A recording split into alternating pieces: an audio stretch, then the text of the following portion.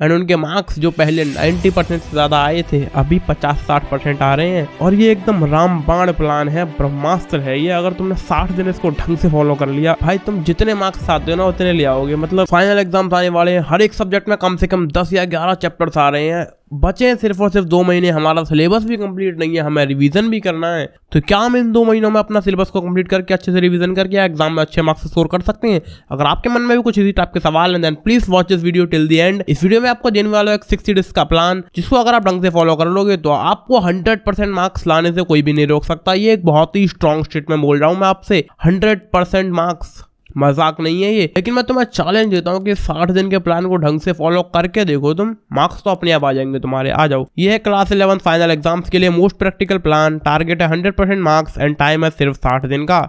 इसका जो कंटेंट है हमने 2 पार्ट्स में डिवाइड करा है। सबसे पहले है सिलेबस एंड दूसरा है रिवीजन। सिलेबस यानी कि आपका जो लेफ्ट ओवर सिलेबस है उसे आप किस टाइप से कंप्लीट करोगे, इसके लिए आपको करनी होंगी सिर्फ और सिर्फ 3 चीजें। सबसे पहले 1 शॉट वीडियोस। अपने स्कूल पर डिपेंडेंट मत रहो कि आपके स्कूल में आपका सिलेबस कंप्लीट कराया जाए तब आप रिवीजन करो, क्योंकि स्कूल में जो सिलेबस है वो एग्जाम से 1 हफ्ते पहले ही लगभग पूरा हो पाता है। और हम बात कर रहे हैं 2 महीने ही पहले पूरा करने की, मतलब लास्ट 2 महीनों में सब निपटाने की। 1 शॉट वीडियोस को खुद से देखने, उसके बाद आपको नोट्स प्रिपेयर करने, वो भी खुद से। अपनी बुक पढ़ो बढ़िया से, उससे नोट्स प्रिपेयर करो। बुक्स भी इसका पार्ट है, अपनी बुक को पढ़ो जिससे कि आपको लैंग्वेज का अंदाजा हो कि आखिर क्या लैंग्वेज हमको आंसर के अंदर लिखनी है। जो हम कहते हैं ना आंसर फ्रेमिंग, आंसर बनाना खुद से बना के लिखना, वो चीज आप ज्यादा अच्छी समझ पाओगे जब आप अपनी किताब को पढ़ोगे। और रटने की कोशिश यहाँ पर बिल्कुल भी मत करना। 10th क्लास में बहुत सारे बच्चे जिनके 90% से ज्यादा मार्क्स आए थे, आज के टाइम पर 11th में भी वही सेम स्ट्रेटेजी आजमा रहे हैं। वो जैसे 10th में रट के चले जाते थे पेपर लिखने के लिए, वैसे 11th में कोशिश कर रहे हैं रट के पेपर लिखने की कोशिश कर रहे हैं। एंड उनके मार्क्स जो पहले 90% से ज्यादा आए थे अभी 50-60% आ रहे हैं। मैंने बहुत बच्चों को गिरते हुए देखा, 90 से सीधा 50 पे 11th क्लास में।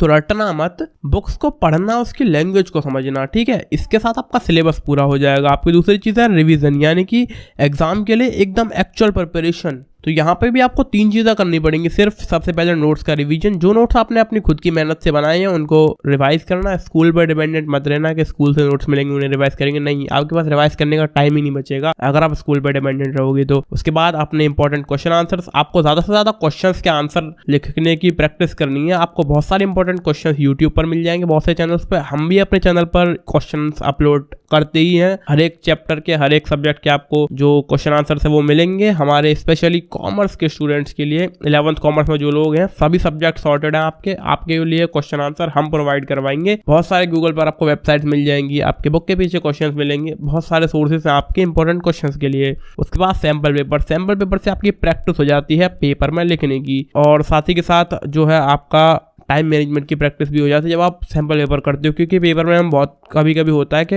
क्वेश्चन छोड़े आते हैं क्योंकि टाइम मैनेज हम नहीं कर पाते। जब आप सैंपल पेपर करोगे 2-3 सैंपल पेपर हर एक सब्जेक्ट के, तो बढ़िया प्रैक्टिस आपकी हो जाएगी। अब आपका सवाल ये होगा कि हमने इतनी सारी चीजें आपको बता तो दी, लेकिन ये सब करी कैसे जाएंगी, मतलब कुछ टाइम टेबल तो बताया जाए। तो जी हाँ, हम आपको टाइम टेबल देते हैं। 1 शॉट वीडियो आपको सिर्फ और सिर्फ 5 दिन में देखने हैं। 60 में से शुरुआत के 5 दिन में आपको अपना लेफ्ट ओवर सिलेबस के लेक्चर्स ले लेने यूट्यूब से। स्कूल पर डिपेंडेंट मत रहना, वो आपका सिलेबस 1 हफ्ते पहले ही पूरा करवाएंगे। तो 5 दिन में आपको ये सब निपटाना। अब आप कहोगे 5 दिन में कैसे, बहुत सारा सिलेबस बचा, 5 दिन में हो जाएंगे 1 शॉट वीडियोस।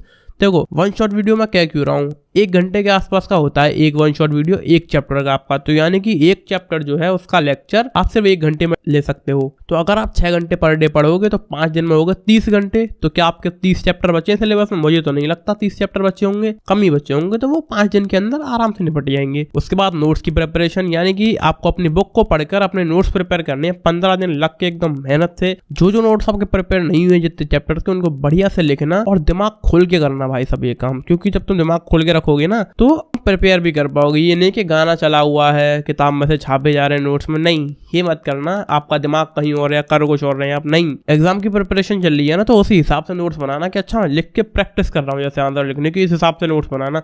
और बनाना जरूर। तुम सोचा अबे यार पेपर की तो बात है, पेपर करेंगे छुट्टी, लेकिन नहीं, नोट्स एक बहुत इंपॉर्टेंट चीज़ है, इसको ज़रूर बनाना।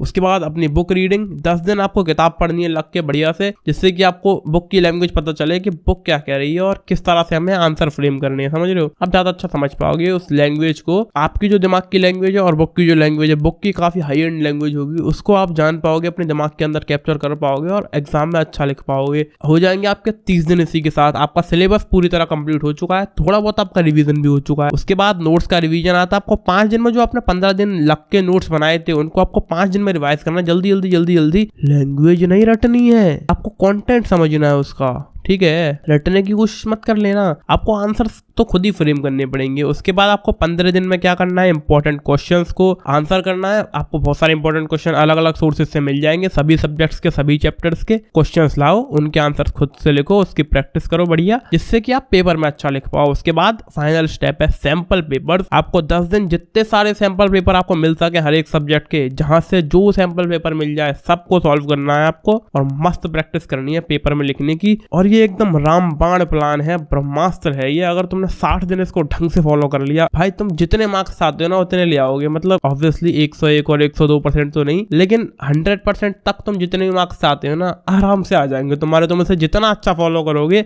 उतने अच्छे मार्क्स ला पाओगे। So that's pretty much it for the video. Thank you so much for watching. Like, share, comment, subscribe and bye bye.